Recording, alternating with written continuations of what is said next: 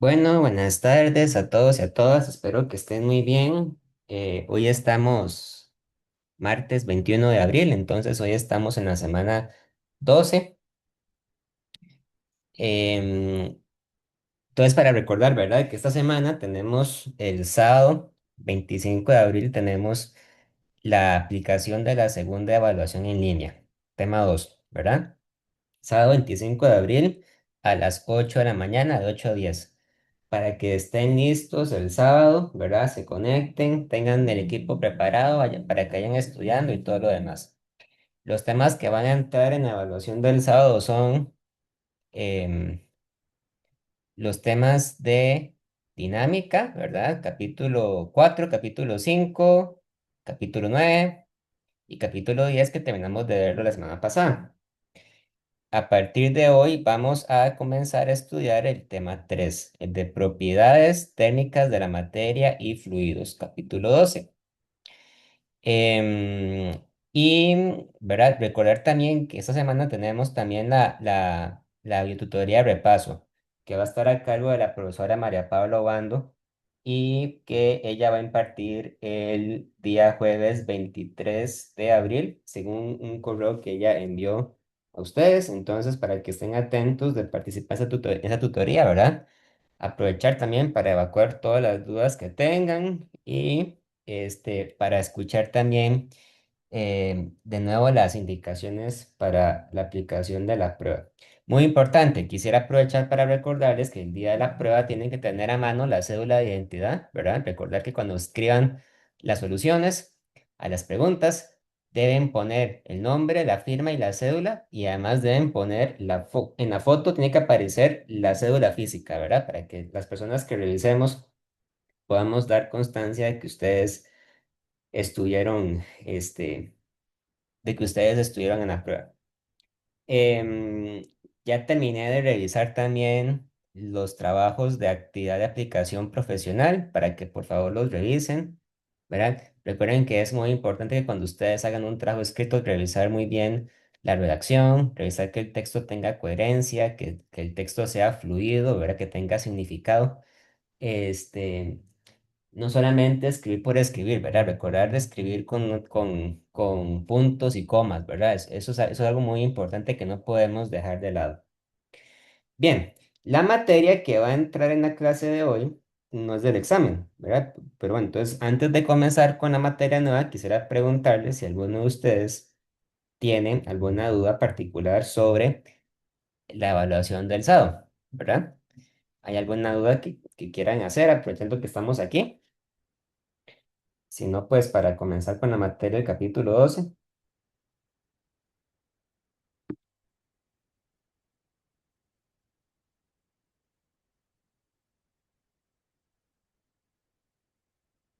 estamos entonces. Bueno, vamos a comenzar entonces con la materia del capítulo 12.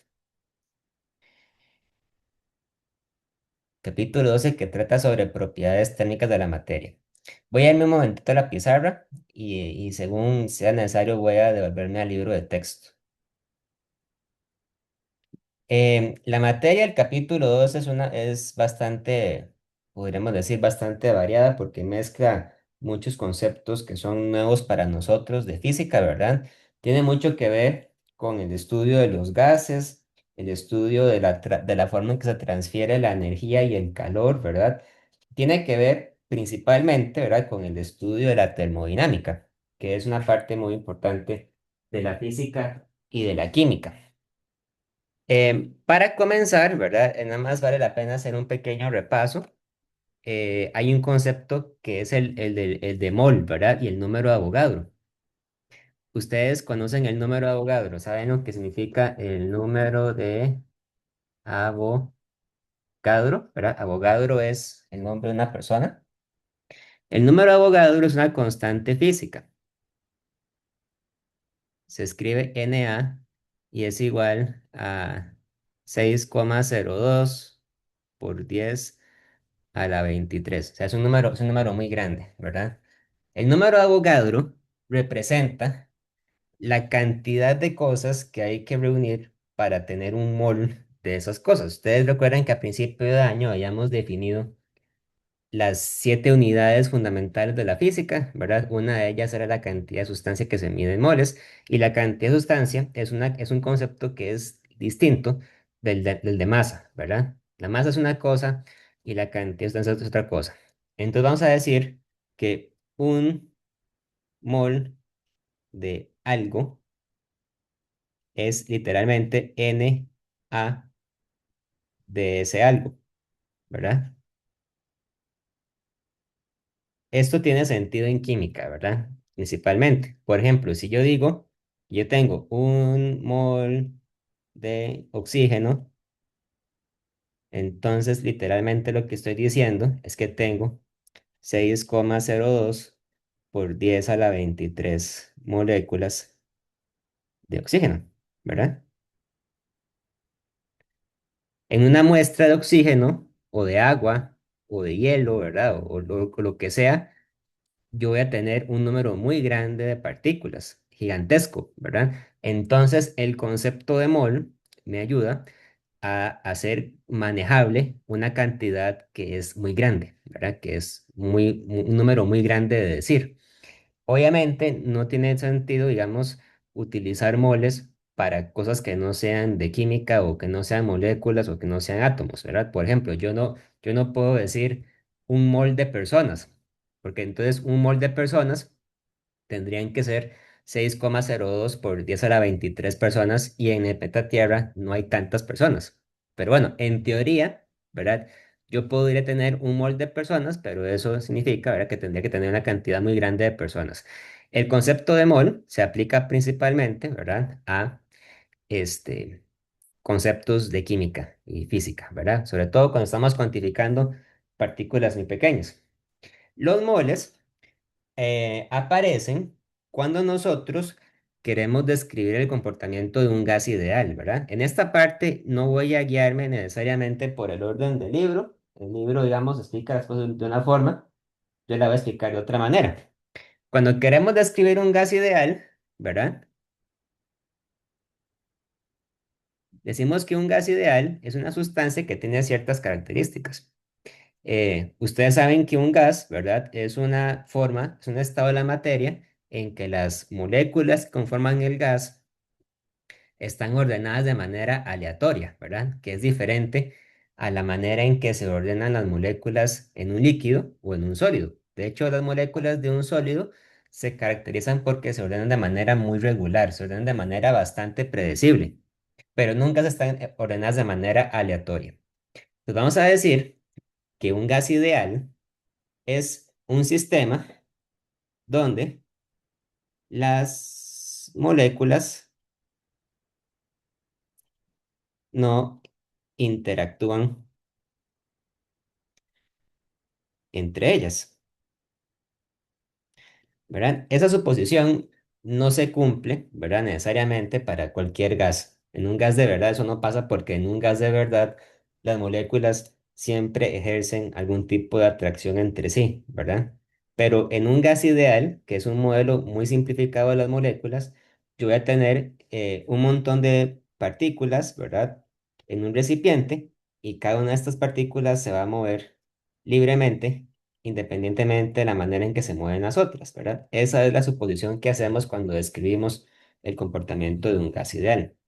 El gas ideal se describe por medio de, de 3 o de 4 cantidades, de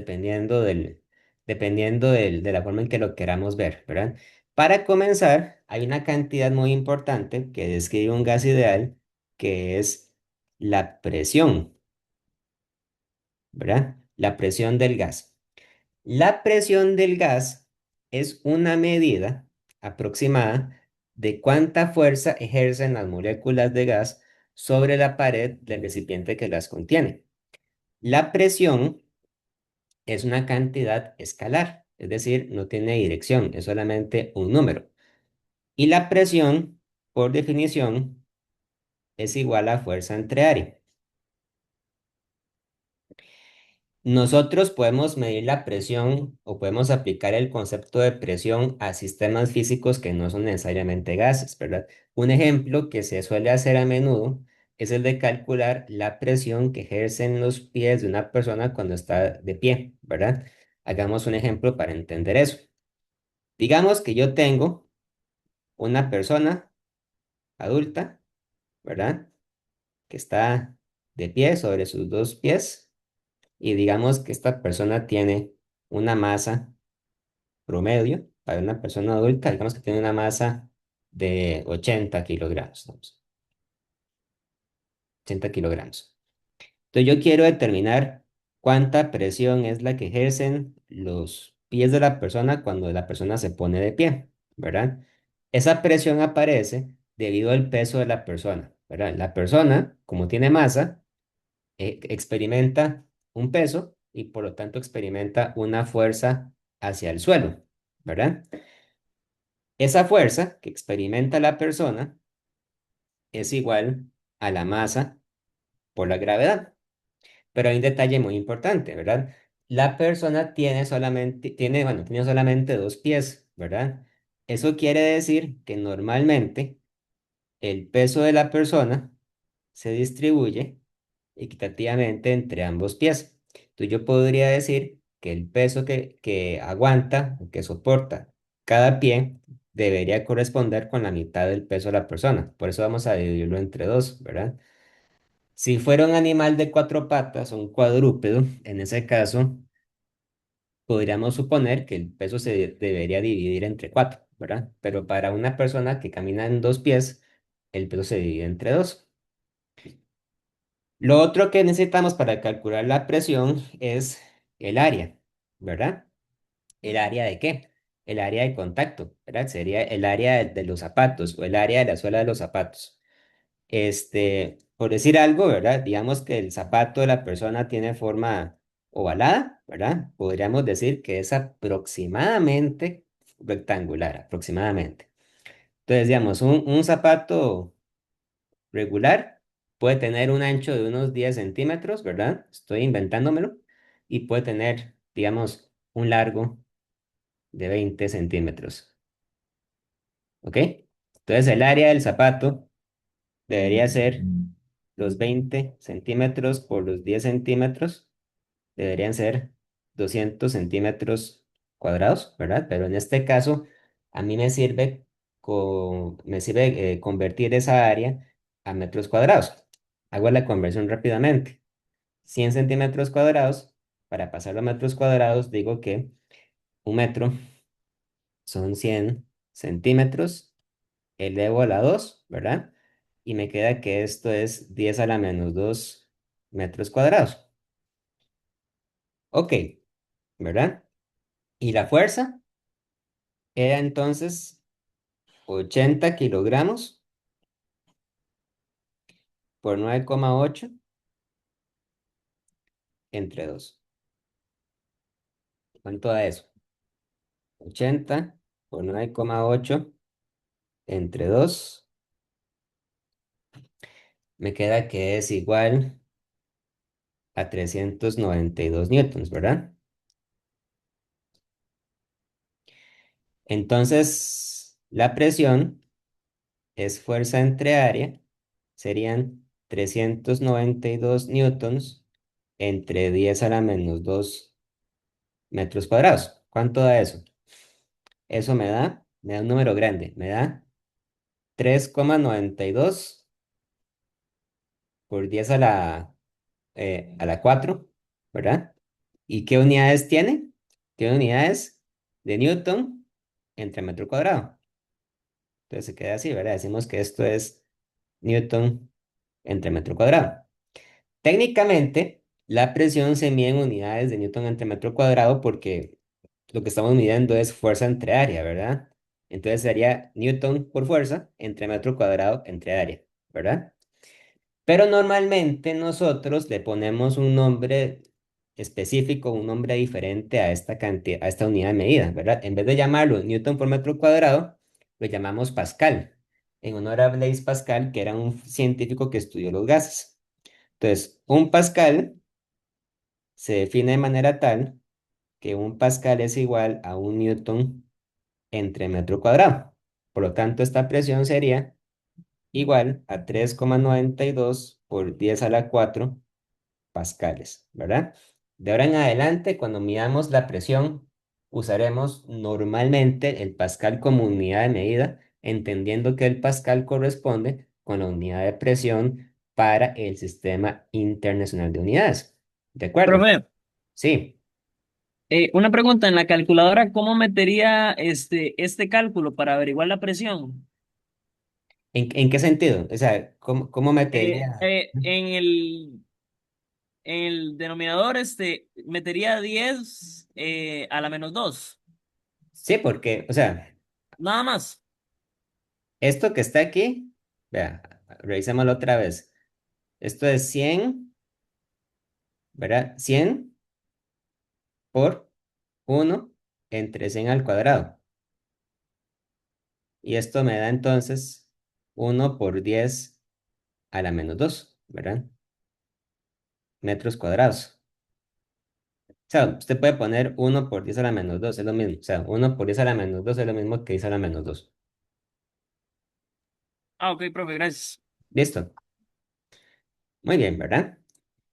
Este, hay también otras unidades de medida para la presión diferentes al pascal, ¿verdad? El pascal es la unidad estándar.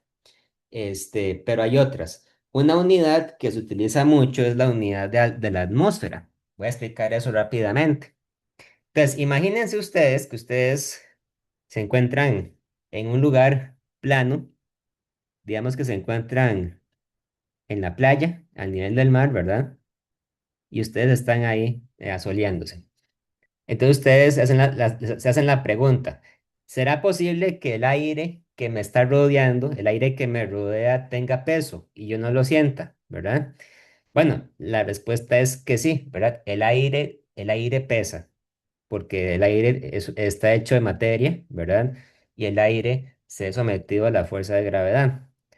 Nosotros estamos acostumbrados a vivir con el aire, ¿verdad? Pero el aire está ahí presente, el aire ejerce una presión. Entonces, si yo me imagino, ¿verdad? Que el aire es como, por decir algo, como una capa de gas, ¿verdad? Que en realidad es eso, es una capa de gas. Digamos que aquí están las nubes, que aquí está el aire. Entonces, este aire que está encima mío, ¿verdad? Que para mí es invisible, pero que está ahí, ¿verdad? Ese aire ejerce una presión sobre mí debido al peso del aire. Esa presión no es uniforme, ¿verdad? Depende de muchas variables. Por ejemplo, para una persona que está en una montaña, que está a mayor altura, la presión va a ser distinta, porque para esa persona que está en la montaña, hay menos aire encima de ella, ¿verdad? O sea, una persona que está a nivel del mar tiene más aire encima de ella que una persona que se encuentra en la cima del Cerro Chirripó, ¿verdad? O peor aún, en la cima del Monte Everest. En el Monte Everest es tan alto, ¿verdad? Es tan alto que ahí la gente tiene que respirar con una mascarilla, porque hay poquito aire, ¿verdad? La presión del aire también suele depender mucho de las condiciones climáticas, ¿verdad? Si está soleado, si está lloviendo, si está haciendo viento, si no hace viento, ¿verdad? Pero podríamos decir que de manera aproximada, ¿verdad? Al nivel del mar, o sea, en la parte más baja del suelo, ¿verdad? Al nivel del mar, la presión atmosférica tiene un valor de 1,01 por 10 a la 5 pascales. Esto que les estoy dando es una constante, es un número constante. O sea, siempre tiene el mismo valor, ¿verdad? Es la presión al nivel del mar. Y en muchos casos, para muchos problemas de física, se suele acostumbrar a tratar a esa constante como fija, ¿verdad? O sea, aunque no estamos al nivel del mar, solemos decir que ese valor es el de la presión atmosférica. O sea, se acostumbra. Es como acostumbrarse, por ejemplo, a que la gravedad vale 9,8. Lo mismo diríamos que la presión atmosférica vale 1,01 por eso las 5 pascales. ¿De acuerdo? Entonces hay una unidad de medida diferente que es la atmósfera. Decimos que una atmósfera es 1,01 por 10 a la 5 pascales, ¿verdad? Esta unidad de medida está mencionada por ahí en alguna parte del texto, ¿verdad? Ustedes la pueden utilizar después cuando haga falta, ¿verdad? Ok, por otro lado, los gases también dependen de un parámetro muy importante que es el volumen, ¿verdad? El volumen no hay que explicarlo porque es algo bastante sencillo. Ustedes tienen un gas encerrado en un recipiente, ¿verdad? Entonces, el volumen lo que mide es el espacio disponible para el gas, ¿verdad? Si el recipiente está sellado herméticamente, entonces el volumen del recipiente determina el volumen disponible para el gas. Si el recipiente está abierto, el gas se puede escapar y en ese caso el volumen disponible sería en principio infinito, ¿verdad? O por lo menos deberíamos decir, sería el volumen que está disponible, digamos, en la atmósfera terrestre, que es bastante grande. El volumen se mide en metros cúbicos, ¿verdad? Y depende de la figura. Si es un cubo, si es una esfera, si es un cilindro, hay diferentes fórmulas para medir el volumen. Ahora, la otra cantidad que vamos a utilizar para estudiar el gas es el concepto de temperatura. Ahora bien, definir la temperatura es algo un poco truculento, ¿verdad? Porque hay diferentes formas en que la temperatura entra en juego en la vida cotidiana, ¿verdad? Y hay diferentes formas en que la temperatura se convierte en una cantidad importante en física, ¿verdad? Si usted le pregunta a una persona en la calle qué es la temperatura, la gente le va a decir que la temperatura mide el calor de las cosas, ¿verdad? O sea, un día caluroso es un día que hay alta temperatura, mientras que un día frío es un día en que la temperatura está baja, ¿verdad? Y esa es la forma en que nosotros, los seres humanos, nos acostumbramos a pensar sobre la temperatura. Pero físicamente hablando, la temperatura tiene una interpretación muy específica, ¿verdad? Si ustedes tienen un recipiente con gas, ¿verdad? Ese gas va a tener varias moléculas en movimiento, cada una con una velocidad determinada, ¿verdad? Entonces, la temperatura, vamos a decir en un primer momento, la temperatura es una medida de la energía cinética de las moléculas. O sea, la temperatura mide, ¿verdad? ¿Cuál es la velocidad de esas moléculas, básicamente? Cuando la temperatura es baja, las moléculas se mueven, pero se mueven a velocidades bajas. Y cuando la temperatura crece, las moléculas se van a mover con velocidades más altas y van a tener, por lo tanto, una mayor energía cinética, ¿verdad? Las moléculas se mueven diferente dependiendo del estado de la materia en el que se encuentran, ¿verdad? Se mueven diferente en un gas de lo que se mueven en un líquido o en un sólido. Entonces, para comenzar este análisis, vamos a considerar de primero el movimiento de las moléculas en un gas, porque en un gas las moléculas se pueden mover en cualquier dirección y eso facilita la interpretación de la temperatura en un gas, ¿verdad? Para medir la temperatura tenemos diferentes unidades de medida, ¿verdad? Aquí en Costa Rica, la unidad de medida utilizada más comúnmente para medir la temperatura es la escala de grados Celsius, o la escala centígrada, ¿verdad? Los grados Celsius. Los grados Celsius, ¿verdad? Es una escala inventada por el ser humano, ¿verdad? O sea, los valores que se utilizan en la escala de grados Celsius se escogen de manera tal que sean convenientes para el ser humano para poderse utilizar, ¿verdad? En la escala de grados Celsius hay dos temperaturas que son características, ¿verdad? Ustedes saben, ¿qué es lo que pasa cuando la temperatura es de 0 grados Celsius? ¿Se acuerdan? ¿Qué ocurre en ese caso?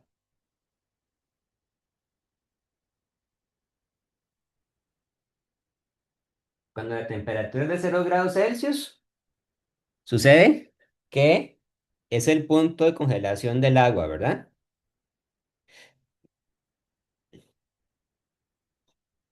O sea, es la temperatura en la que el agua pasa de líquido a sólido, ¿verdad? Se convierte de agua líquida a hielo. Y la otra temperatura importante en la escala de centígrados es la temperatura de 100 grados. ¿Qué pasa a los 100 grados? A los 0 grados el agua se congela. ¿Y a los 100 grados qué pasa?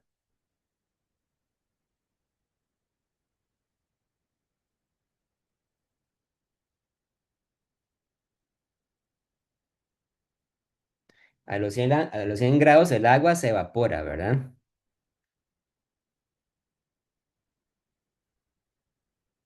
La vaporización del agua.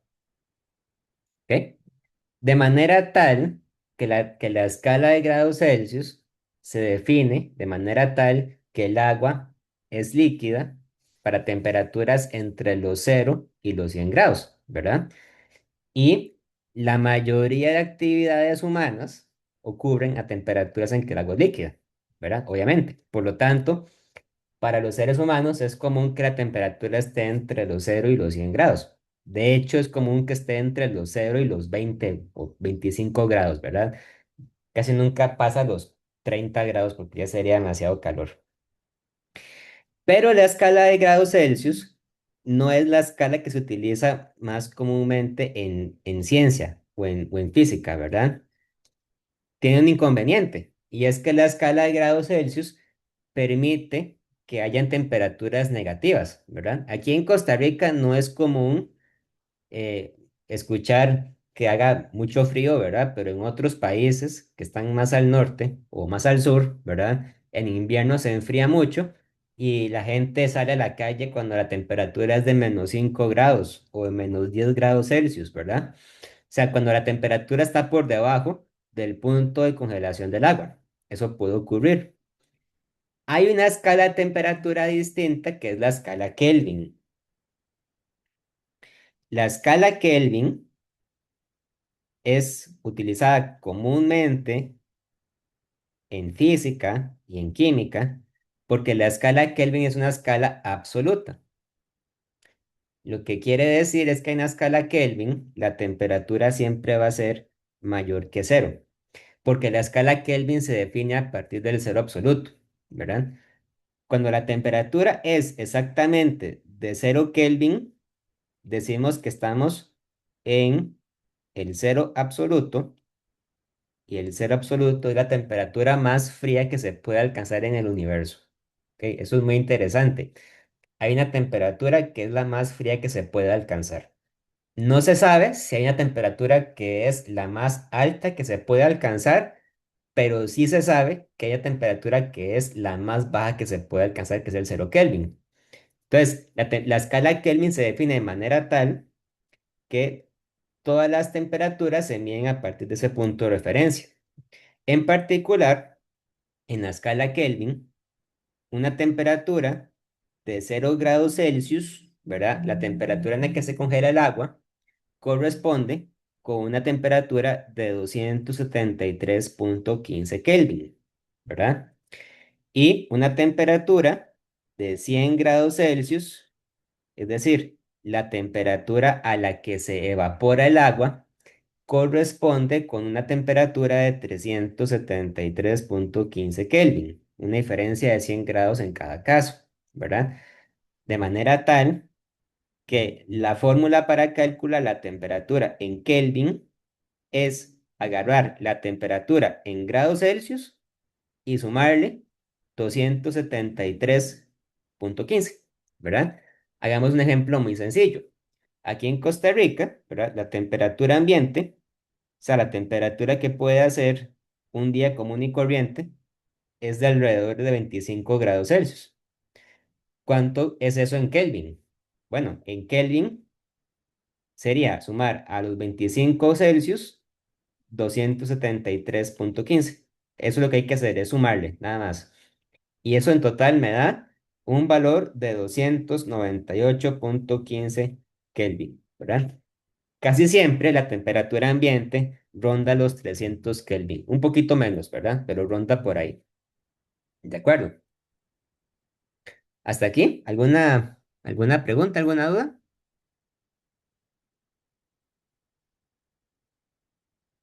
Muy bien, ¿verdad? Entonces, hay una fórmula que caracteriza el comportamiento de los gases, que vamos a estudiarla, que es la fórmula del gas ideal. Esta fórmula es una fórmula empírica. Eso quiere decir que es una fórmula que la gente, los físicos, la formularon basándose en la vida cotidiana, ¿verdad? Y no se preocuparon por fundamentarla en ideas físicas más fundamentales, valga la redundancia, sino que es una fórmula que se desarrolló simplemente por la experiencia cotidiana. La fórmula del gas ideal dice que para un gas ideal, si usted agarra la presión y la multiplica por el volumen, va a ser igual al número de moléculas de gas que hay multiplicada por una constante K por la temperatura. ¿Ok? En esta fórmula, N es el número de moléculas, generalmente es un número muy grande, ¿verdad? Dependiendo del recipiente que contiene el gas, ¿verdad? Y K es una cantidad que se llama la constante de Boltzmann, un apellido de un científico alemán que estudió los gases. A veces la constante de Boltzmann se escribe con una B aquí abajo. Y la constante de Boltzmann siempre tiene el mismo valor en cualquier situación. La constante de Boltzmann es igual a, vamos a ver, por aquí aparece el valor de la constante.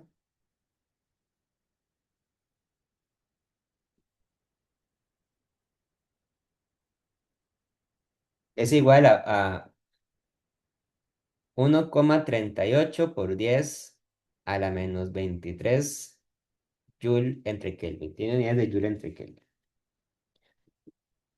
Em, Boltzmann, ¿verdad? Y otros científicos se dieron cuenta de que para cualquier gas, sin importar el tipo de gas que sea, puede ser, por ejemplo, un gas de oxígeno, nitrógeno, ¿verdad? Hidrógeno. Mientras el gas esté muy diluido, o sea, mientras el gas tenga poca presión, el gas se va a comportar siguiendo la ecuación del gas ideal, ¿verdad? Que lo que predice simplemente es que la presión es proporcional a la temperatura y es inversamente proporcional al volumen del recipiente de gas que tiene, ¿verdad? Este, podemos hacer un ejemplo de esto,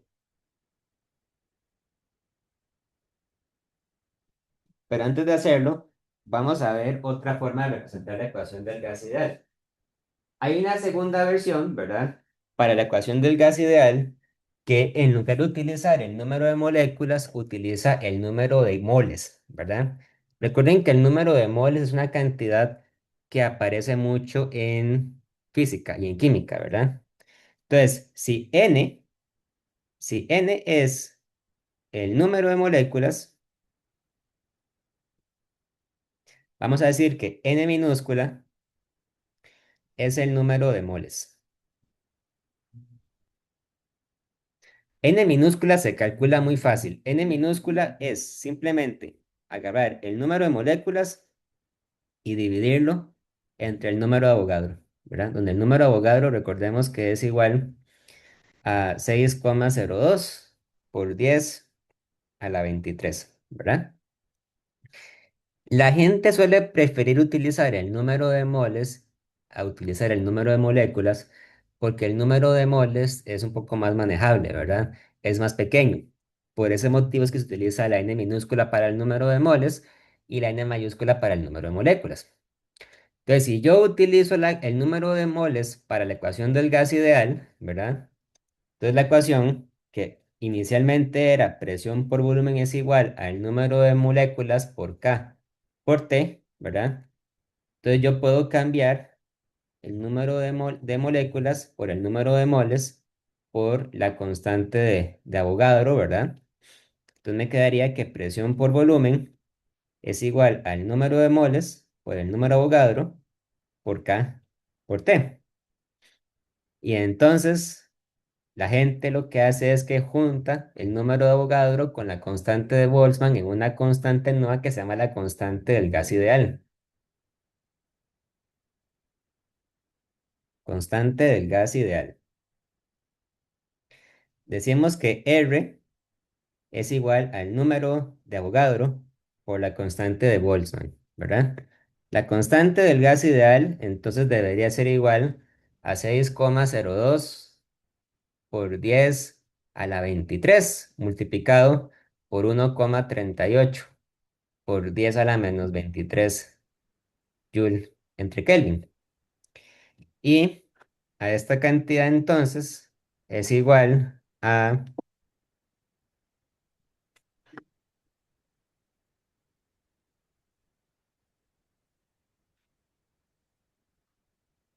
8,31 Joule entre mol Kelvin. ¿Ok? Entonces, la forma en que habitualmente se escribe la ecuación del gas ideal es así: expresión por volumen igual al número de moles por R por T, ¿verdad? Esta forma suele ser preferible porque en vez de utilizar el número de moléculas, usa el número de moles, que es un poco más manejable. Vamos a poner un ejemplo de esto, entonces.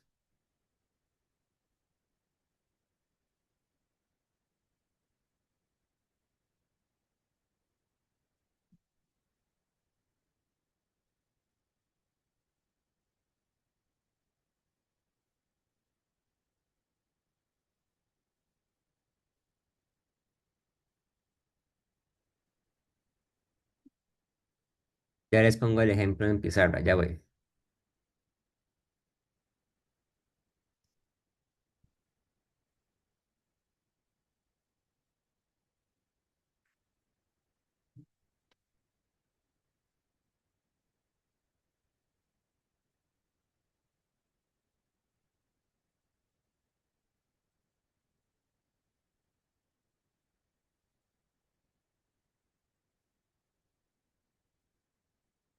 Ok, dice este problema, dice, la presión más baja jamás obtenida en un escenario de laboratorio es de 4 por 10 a la menos 11 pascales, ¿verdad? Muchas veces en los laboratorios se dice que se ha creado un vacío, ¿verdad? Crear un vacío es simplemente hacer que un recipiente tenga una presión muy baja, ¿verdad? En teoría, un vacío perfecto tendría una presión de cero, ¿verdad? Pero en la práctica, la presión más baja que se puede alcanzar es del orden de 10 a la menos 4 pascales. Dice, a esa presión, ¿cuántas moléculas de aire habría en una cámara experimental a 20 grados Celsius con un volumen de 0,090 metros cúbicos? ¿Ok? Entonces, este problema se resuelve utilizando la ecuación del gas ideal, ¿verdad? Presión por volumen es igual al número de moléculas por la constante de Boltzmann por T. Si me están pidiendo encontrar el número de moléculas, lo que quieren es que yo determine el valor de N. ¿De acuerdo? Y me están diciendo que P es igual a 4,0 por 10 a la menos 11 pascales. Me dicen que V, el volumen, vale 0,090 metros cúbicos. Y además me dicen que la temperatura vale 20 grados Celsius. Hay que tener cuidado porque la ecuación del gas ideal solo es válida cuando yo mido la presión en Kelvin. Si la presión, pero cuando mido la temperatura en Kelvin, si mido la temperatura en grados Celsius, no va a funcionar bien. O sea, solo funciona correctamente cuando mido la temperatura en la escala Kelvin, ¿verdad? Entonces tengo que convertir estos 20 grados Celsius a Kelvin. 20 grados Celsius, le sumo 273,15 y me queda 293,15 Kelvin. Sería la temperatura a la que se encuentra ese gas, ¿verdad? Y bueno, recordemos también que la constante de Boltzmann es igual a 1,38 por 10 a la menos 23, ¿verdad? Joule entre Kelvin, por supuesto. ¿Cómo se calcula el número de moléculas? Hay que despejar n, ¿verdad? Entonces decimos que n es igual a la presión por el volumen entre K por T. N sería igual a 4,0 por 10 a la menos 11 pascales por 0,090 metros cúbicos dividido entre la constante de Boltzmann, que es 1,38 por 10 a la menos 23 Joule entre Kelvin, por la temperatura, que es 293,15 Kelvin, ¿verdad? Cuando yo combino todas estas cantidades, me va a quedar un número sin unidades de medir, ¿verdad? El número de moléculas no tiene unidades de medir porque el número de moléculas simplemente mide eso, o sea, mide el número de moléculas. Cuando hago este cálculo, me queda que eso vale. Entonces, vamos a ver, 4 por 10 a la menos 11 por 0,090 entre 1,38 por 10 a la menos 23 por 293,15. Eso es igual a 8,90 por 10 a la 8 moléculas. ¿Ok?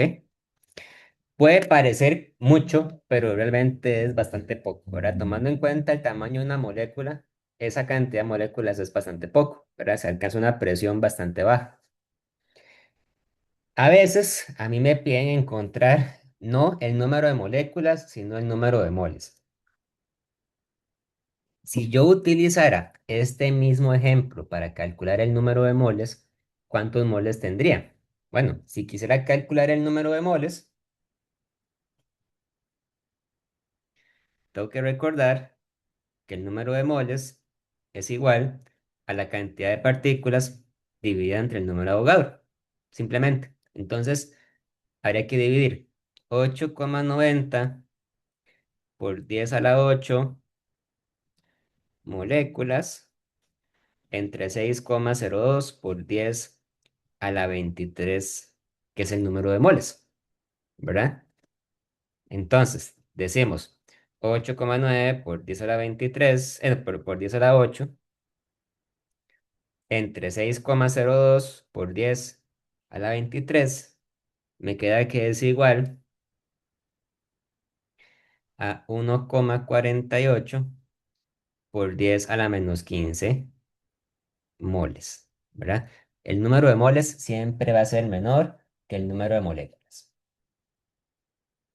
¿De acuerdo? ¿Hasta aquí alguna duda, alguna pregunta? No, profe. Muy bien, muy bien. Vamos a seguir entonces.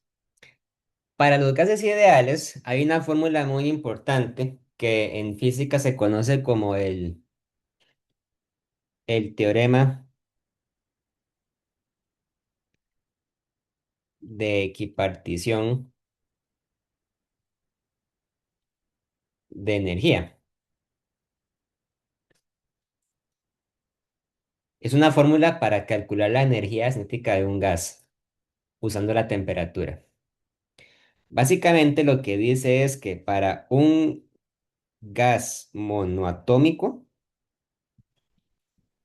un gas monoatómico es un gas en que las moléculas de gas tienen solamente un átomo, ¿verdad? Los gases monoatómicos generalmente son los gases nobles, como el helio, el xenón, ¿verdad? El criptón, todos esos, porque son gases en los que las moléculas tienen solamente un átomo. Hay gases que son diatómicos, en que las moléculas tienen dos átomos. Por ejemplo, el oxígeno es diatómico porque las moléculas de oxígeno siempre viajan en forma de O2, ¿verdad? También el nitrógeno es diatómico. El hidrógeno es diatómico también. Para el caso particular de un gas monoatómico, la energía cinética del gas, K, es igual a 3 medios por la constante de Boltzmann por la temperatura. Ojo, ¿verdad? No confundir la K de energía cinética, que es K mayúscula, con la K minúscula de la constante de Boltzmann, que es una cosa distinta. Entonces, el teorema de equipartición de la energía, básicamente lo que me dice, lo que me garantiza es que la energía de un gas va a crecer proporcionalmente a la temperatura de ese gas, ¿verdad? Ahora bien, si yo tengo un gas con n moléculas, digamos, esta sería la energía para una molécula. Para n moléculas, es un número grande, ¿verdad? La energía total sería igual a n veces esto. O sea, sería 3 veces n entre 2 por la constante de Boltzmann por la temperatura. O sea, en otras palabras, lo que me dice es que la temperatura, que, bueno, me dice que la energía cinética depende de la temperatura y también depende del número de moléculas, ¿verdad? Entre más grande sea la temperatura y entre más grande sea el número de moléculas, más grande va a ser entonces la energía cinética. 3 medios de n por kT. Esta fórmula se vuelve importante también porque me permite relacionarla con la velocidad de las moléculas. Ustedes se acuerdan que hemos visto hace un momento, hace unas semanas en física, que para una partícula la energía cinética es igual también a un medio de la masa por la velocidad al cuadrado, ¿verdad? Donde m es la masa de esa molécula y v es la velocidad de esa molécula. Entonces, yo puedo igualar esto con lo que dice el teorema de equipartición de la energía y decir que esto es igual a 3 medios de K por T, ¿verdad? Y haciendo una simplificación, me queda que V al cuadrado es igual a 3 por K por T entre M. Ahora, hay una cantidad que se llama la velocidad RMS, que en español, digamos, el nombre sería la velocidad cuadrática media. En inglés se dice root mean square. En español se dice la velocidad cuadrática media. Por eso es RMS, porque es en inglés root mean square. La velocidad cuadrática media es la raíz cuadrada de esto. Es la raíz cuadrada de 3 por K por T entre M. Es una medida aproximada de la velocidad promedio de las moléculas en un gas. La velocidad cuadrática media no es el valor de la velocidad de todas las moléculas, ¿verdad? Porque en un gas yo tengo diferentes tipos de moléculas y las moléculas se mueven a diferentes velocidades, ¿verdad? Unas se mueven más rápido que las otras, pero yo puedo sacar un promedio, ¿verdad? Y en promedio, la velocidad de las moléculas de gas va a ser esta, va a ser la raíz cuadrada de 3 por K por T entre M, ¿verdad? Es una medida estadística, o sea, yo no puedo medir la velocidad de cada una de las moléculas porque eso sería imposible porque son muchas moléculas, pero en cambio yo sí puedo tener una idea estadística de cuál es la velocidad que yo podría esperar medir para las moléculas en ese gas. ¿De acuerdo? Podemos hacer un ejemplo de eso, entonces. Vamos a ver. Buscar un problema de libro.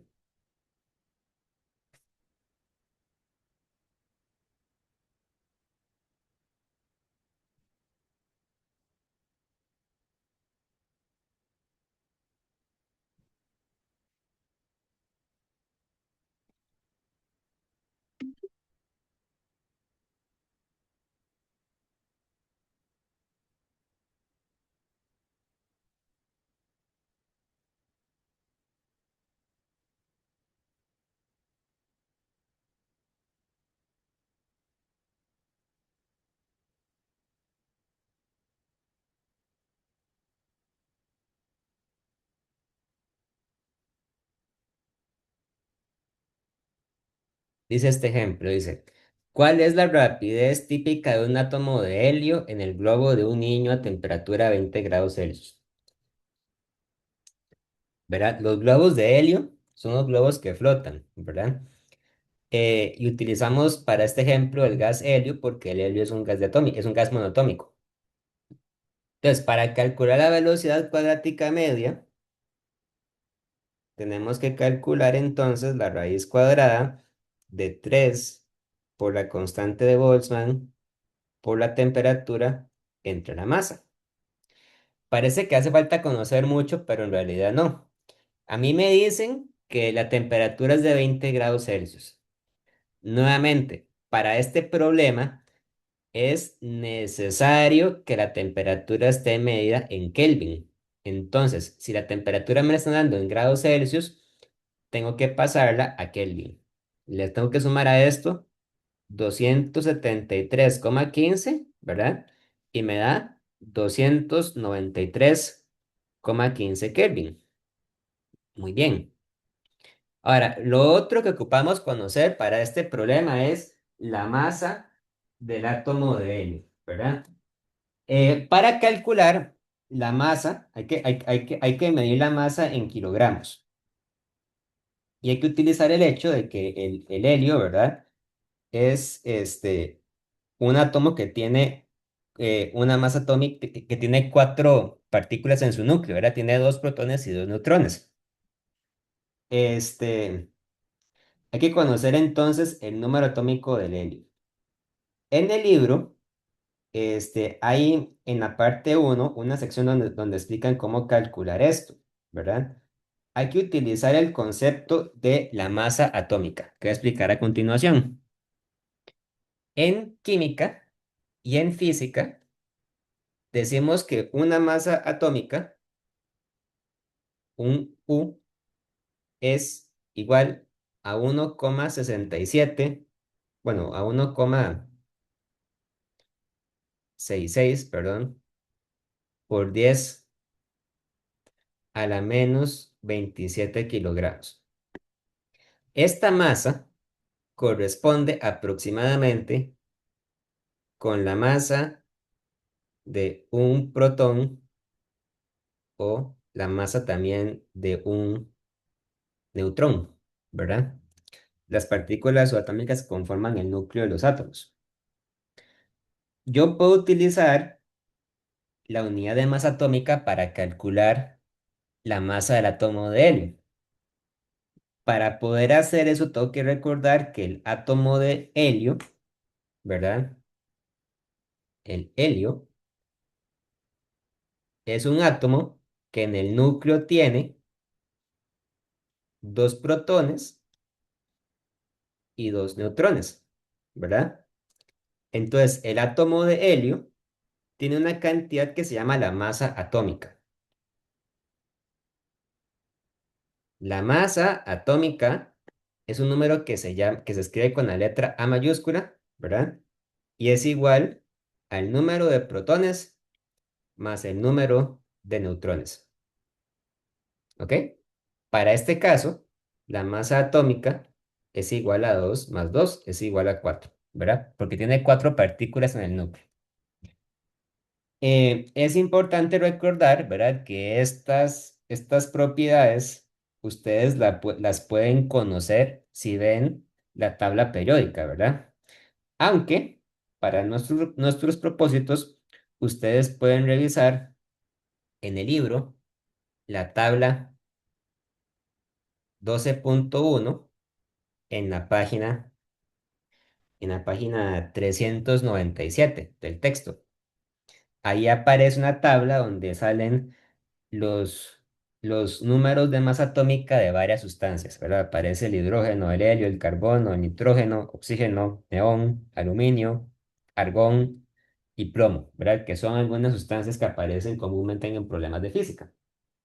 Entonces, para poder calcular la masa del átomo de helio, lo que hago es multiplicar la masa atómica por una unidad de masa atómica.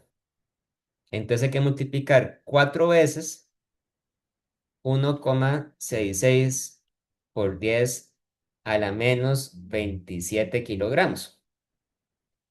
Y eso me da un valor de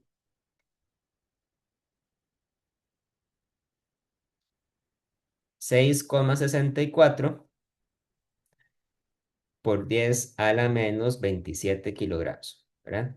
Esa sería la masa que cabe esperar que tenga un átomo de helio. 6,64 por 10 a la menos 27 kilogramos. Ahora sí, ¿verdad? Agarrando la fórmula de la velocidad cuadrática media, me queda que EVRMS es igual a la raíz cuadrada de 3 kT entre m, ¿verdad? Entonces igual a la raíz cuadrada de 3 veces la constante de Boltzmann, que es 1,38 por 10 a la menos 23 Joule entre Kelvin por 293,15 Kelvin entre la masa, que sería 6,64 por 10 a la menos 27 kilogramos.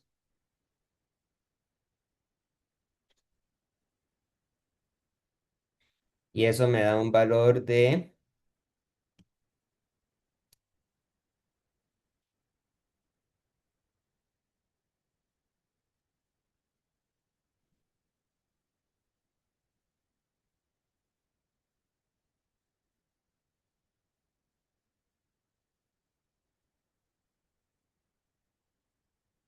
1,35 por 10 a la 3 metros entre segundo, ¿verdad?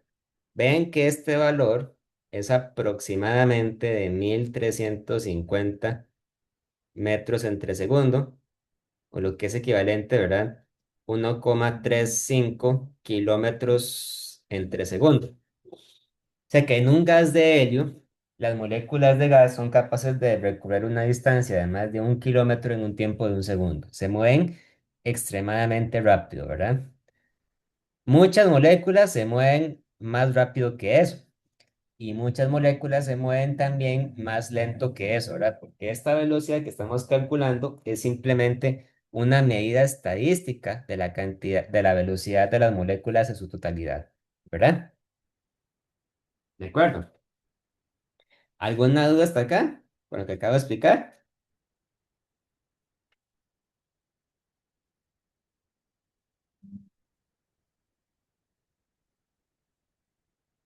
No, profe, todo claro. Estamos claros entonces. Muy bien, vamos a continuar entonces.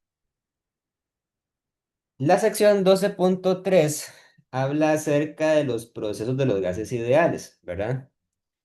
Muchas veces los procesos se pueden observar o se pueden estudiar en una gráfica de presión-volumen. Es una gráfica que hacemos en un sistema de ejes donde graficamos en el eje horizontal el volumen y en el eje vertical graficamos la presión.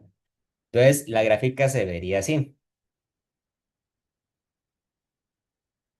Pongo la presión en el eje y pongo el volumen en el eje horizontal. Esta gráfica no tiene cuadrantes negativos, ¿verdad? Porque no hay volumen negativo y tampoco hay presión negativa, ¿verdad? Recuerden esto, la presión y el volumen son siempre cantidades que son positivas, ¿verdad? No tiene sentido hablar de una presión o de un volumen negativo.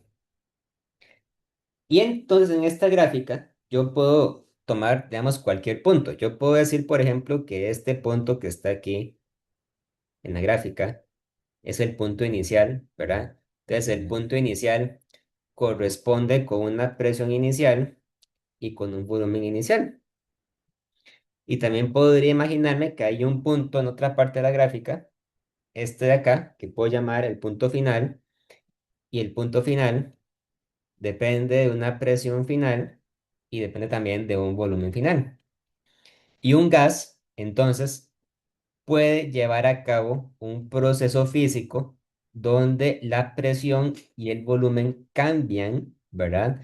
De manera tal que el gas se traslada sobre esta gráfica, ¿verdad? Esta gráfica es muy importante entenderlo. No es una gráfica donde ustedes puedan ver la posición de las moléculas. Lo que ustedes ven en la gráfica es nada más la forma en que el gas cambia, la forma en que el gas transforma sus componentes, transforma el valor de la presión y el valor del volumen, ¿verdad? Muy bien. Entonces, esta gráfica corresponde con la manera en que yo puedo representar físicamente este, las, las propiedades del gas. Puedo imaginarme varios procesos, ¿verdad? Por ejemplo, hay un proceso muy importante que es el proceso que llamamos a volumen constante. En un proceso a volumen constante,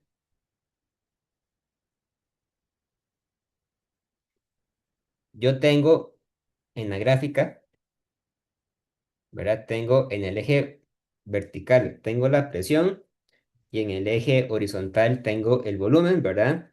Y entonces usted dice, ok, ¿cómo se movería un gas en esta gráfica si tiene un volumen constante? La clave es recordar que si el volumen es constante, entonces el volumen inicial tiene que ser igual al volumen final, ¿verdad? Entonces, una gráfica de volumen constante es una gráfica que se ve como una línea recta vertical, ¿verdad? ¿Pueden ver por qué? Porque en esta gráfica el valor del volumen fue siempre el mismo, ¿verdad? El volumen no cambia, pero la presión sí puede cambiar, ¿ok? Es un caso muy sencillo, ¿verdad? Es como decir, en un sistema de ejes X, Y, la X es constante, pero la Y puede cambiar, ¿verdad? Un gas puede aumentar la temperatura y la presión, pero mantener constante el volumen siguiendo este proceso.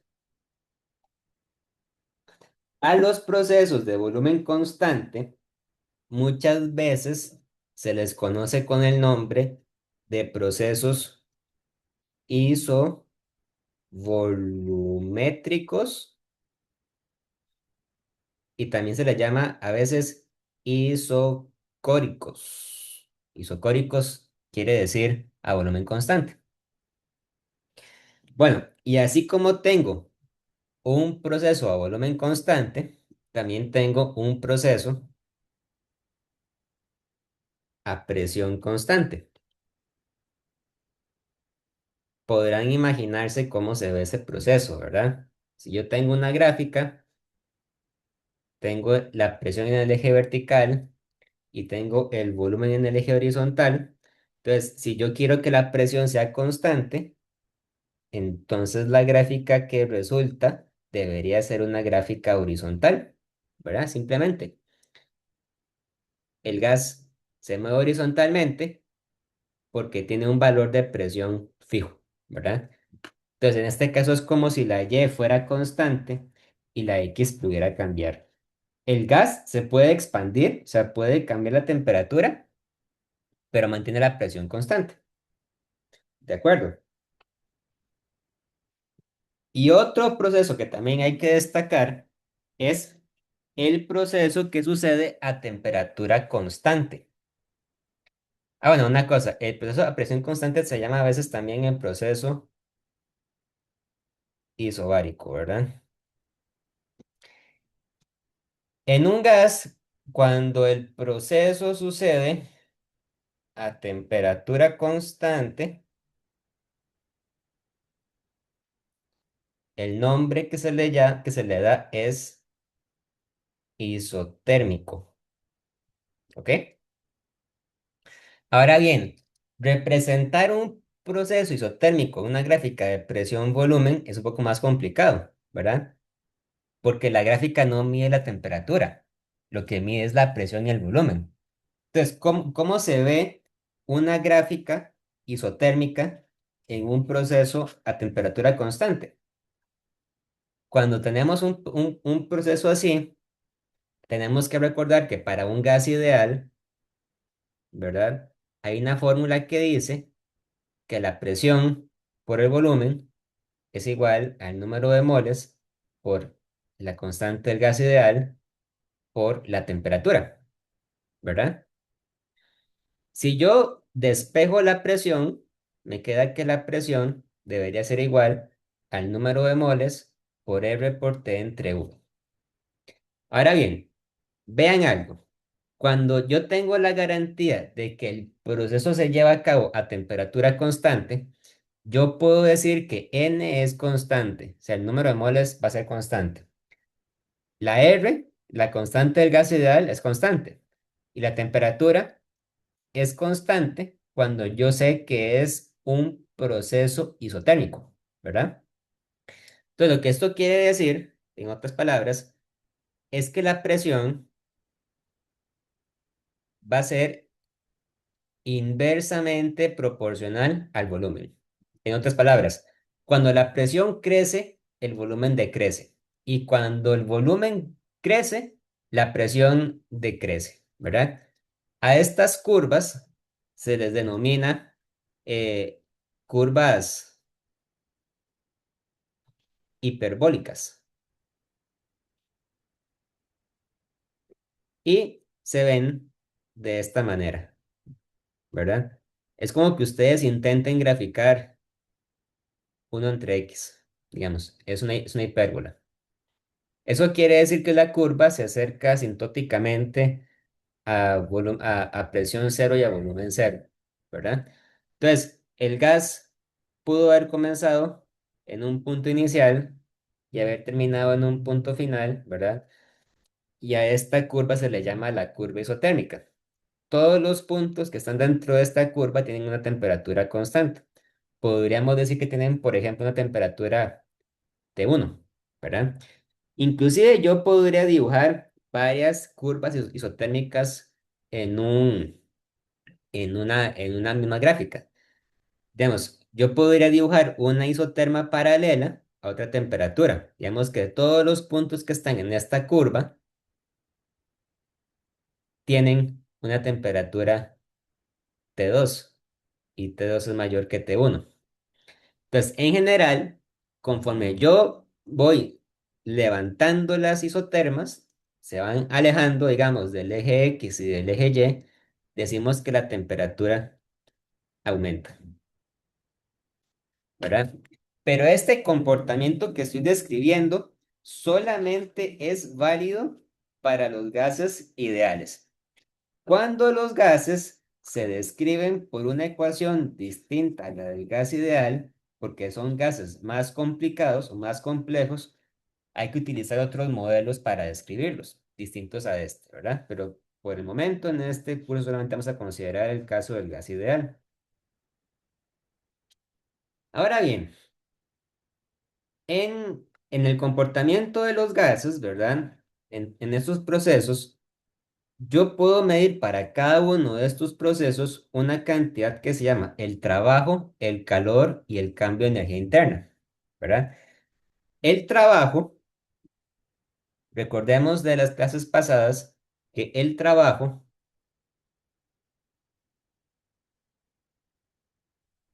era igual a la fuerza por la distancia, ¿verdad? El trabajo era una forma de energía que mide cuál es la capacidad que tiene una fuerza de generar movimiento sobre un cuerpo. Los gases que se expanden o se contraen, ¿verdad? Son sistemas físicos que son capaces de generar trabajo, ¿verdad? De hecho, muchos motores de gasolina o motores de combustión, ¿verdad? Utilizan los gases para expandirse y de esa manera mover las piezas de un motor, ¿verdad? Porque hacen un trabajo. Es posible demostrar que para un gas hay una fórmula diferente para calcular el trabajo. El trabajo en un gas se calcula multiplicando la presión del gas por el cambio de volumen. Realmente, esta fórmula hay que aplicarla de manera distinta dependiendo del tipo de proceso, ¿verdad? Porque en cada proceso el volumen cambia de manera diferente y la presión cambia de manera diferente también, ¿verdad? En cursos más avanzados de física se nos enseña a calcular el trabajo por medio de una integral. Sin embargo, yo les voy a explicar rápidamente cómo calcular el trabajo para un proceso isovolumétrico, isobárico y para un proceso isotérmico. Para un proceso a volumen constante, no hay cambio de volumen, ¿verdad? El volumen no cambia. Eso quiere decir que para un proceso a volumen constante, yo voy a tener acá que el trabajo se calcula simplemente como cero. Es decir, cuando los gases no se expanden o no se contraen, los gases simplemente no hacen trabajo, tienen un trabajo de cero. Independientemente de cuál sea el valor de la presión, está garantizado que estos gases hacen un trabajo de cero. Para un gas a presión constante es distinto. Para un gas a presión constante, yo voy a tener un volumen, que es el volumen inicial, y voy a tener también otro volumen, que es el volumen final. Y la fórmula para calcular el trabajo en un proceso a presión constante es multiplicar la presión por el volumen final menos el volumen inicial, ¿verdad? La presión es única, solo hay una presión, porque el proceso se lleva a cabo justamente a presión constante. Y el cambio de volumen se puede obtener restando, perdón, el volumen final menos el volumen inicial. Esta fórmula tiene una interpretación gráfica bastante sencilla. Corresponde simplemente con el área bajo la curva, ¿verdad? Que es un rectángulo, ¿ok? De hecho, lo correcto sería decir que para cualquier proceso, ¿verdad? La, el área bajo la curva me da el valor del trabajo ejercido. Finalmente, para un proceso a temperatura constante, ¿verdad? Yo voy a tener también eh, un volumen que va a ser mi volumen inicial y un volumen que va a ser mi volumen final. Y el trabajo se puede calcular midiendo el área bajo la curva, ¿verdad? Lo que pasa es que esta curva no es una curva recta, es una curva que es un poco complicada de describir. Se puede demostrar que para un proceso isotérmico, el trabajo es igual al número de moles por R por T. Ahora vean esto, hay que multiplicar esto por el logaritmo natural del volumen final entre el volumen inicial. ¿Ok? Esta fórmula que acabo de escribir se puede demostrar por medio del cálculo. No lo voy a hacer, ¿verdad? Pero se las voy a dejar ahí para que las puedan usar como una referencia. ¿Verdad? Entonces, para cada proceso tengo una fórmula distinta para calcular el trabajo. Para el proceso a volumen constante, el trabajo es cero. Para el proceso a presión constante, el trabajo se calcula multiplicando la presión por el cambio de volumen, ¿verdad? Con esta formulita. Y para un proceso a temperatura constante, el trabajo se calcula con la fórmula esta, la logaritmo natural. ¿De acuerdo?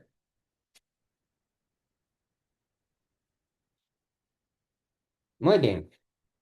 Vamos a hacer un ejemplo de esto. Entonces, voy a buscar un ejercicio. Ya voy.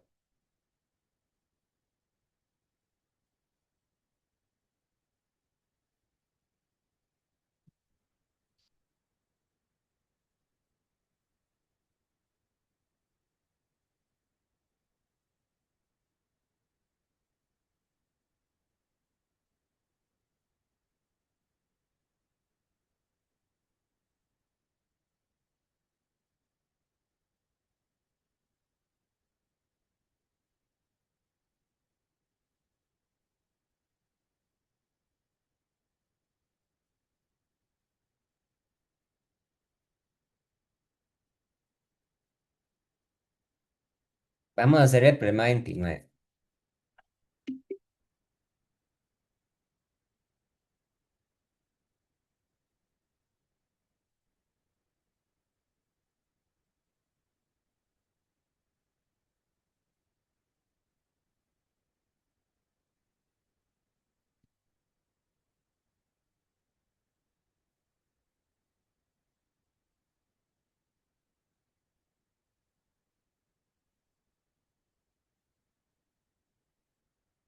Dice, se admiten 0,10 moles de gas argón en un contenedor de 50 centímetros cúbicos, que está el vacío a 20 grados Celsius. Luego, el gas se calienta a volumen constante a una temperatura de 300 grados Celsius. Se hace un proceso a volumen constante, ¿verdad? Dice, ¿cuál es la presión final del gas? Y B, muestra el proceso en un diagrama presión-volumen. Incluye una escala adecuada en ambos ejes. Ok, ¿verdad? Entonces hay que notar varias propiedades. Hay que notar los datos. En este problema me dicen, por ejemplo, que el número de moles es igual a 0,1. El número de moles no cambia, es constante.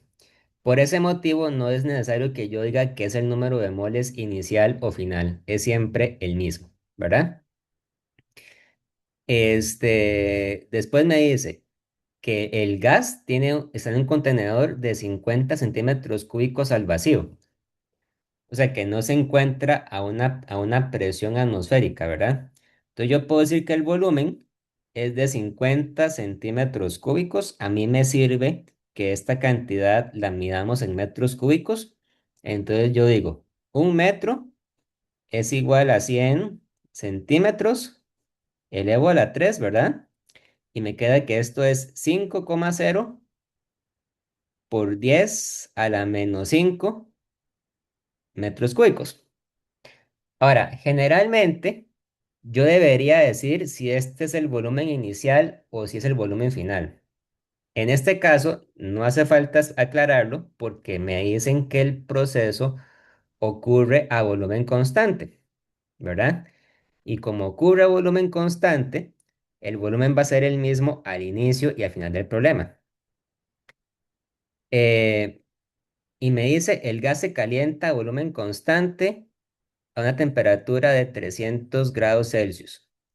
Entonces, ¿cuál es la presión final del gas, verdad? Vean esto. Yo tengo una temperatura, que es la temperatura inicial.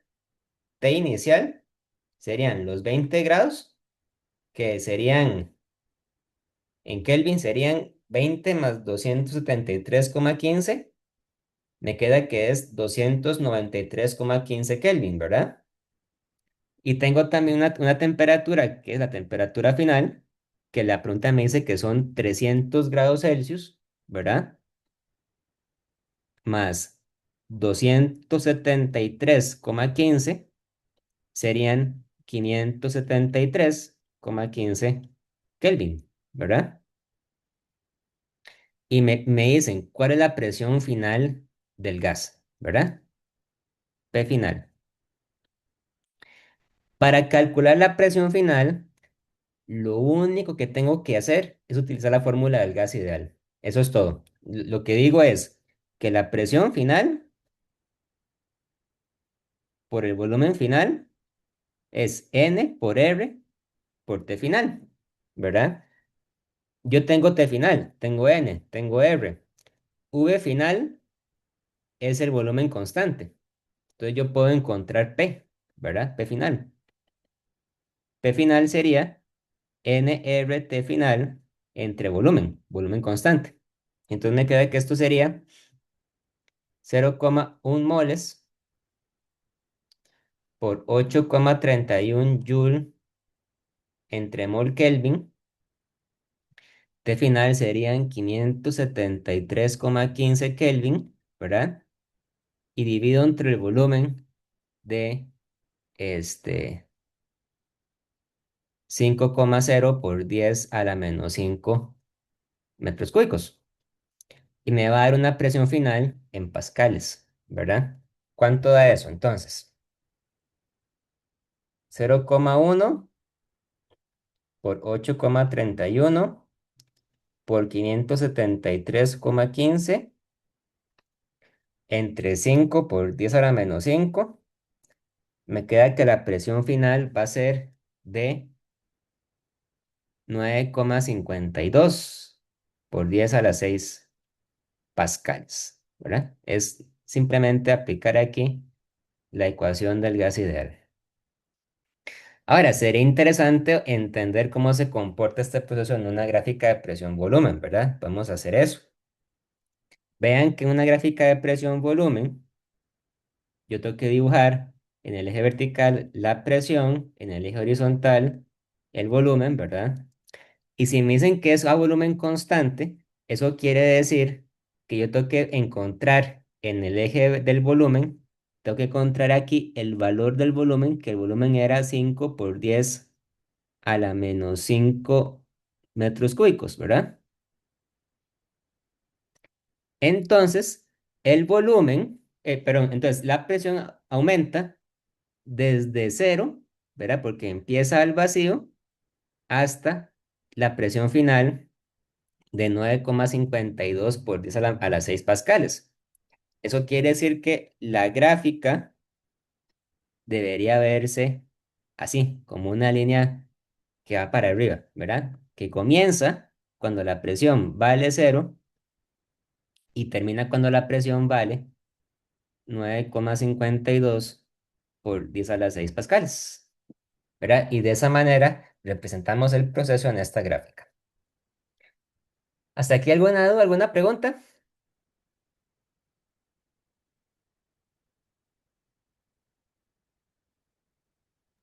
No, profe. Muy bien. Va, entonces, lo que nos queda por cubrir del capítulo es la parte de calorimetría, ¿verdad? Que es el estudio de cómo el calor se traspasa en un sistema físico de un objeto a otro. Eso nos daría tiempo de verlo la semana entrante. Entonces, si no hay más dudas, podemos dejar la clase hasta acá. Recuerden que este jueves 23 de abril tenemos la tutoría de repaso de la profesora María Paula Obando, ¿verdad? Y que este sábado de 8 de la mañana a 10 de la mañana tenemos la aplicación de la segunda evaluación en línea para que se conecten a tiempo. ¿De acuerdo? Si no hay más, podemos dejarlo hasta acá entonces. Listo. Bueno, profe, buenas noches. Gracias, buenas noches.